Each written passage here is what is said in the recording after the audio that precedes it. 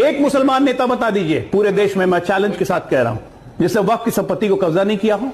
और वकार साहब के तो नेता को बात ही नहीं कहना, 6 मॉल चला रहे भाई साहब। अगर आप असल औलाद हैं तो आपने कहा 6 मॉल चल रहे हैं, आप 3 के नाम बताइए कौन से मॉल हैं। और अगर आप नाम नहीं बता पाए यहाँ तो आप समझ लीजिएगा आप असल औलाद नहीं है। ऐसे मत बोलिए आसिम वकार, प्लीज। मुगल के औलाद हैं आप, प्लीज। और जिसके मिर्चें लगना थी लग गई।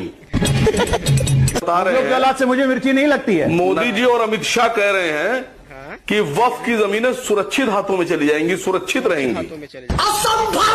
सरकार की खुद की अपनी जमीनें तो सुरक्षित नहीं है। अयोध्या में सेना की जमीन अडानी को बेच दी। जो 42 लाख रुपए एकड़ की जमीन बेची है अंबानी को, उसकी रियल कीमत ओरिजिनल मार्केट में 25 करोड़ रुपए प्रति एकड़ है। ये बीजेपी वाले हैं, ये 10 रुपए का नोट 100 रुपए में बेचते हैं। खाली इस बात की जांच होना चाहिए कि अंडर टेबल कितनी डील की गई है।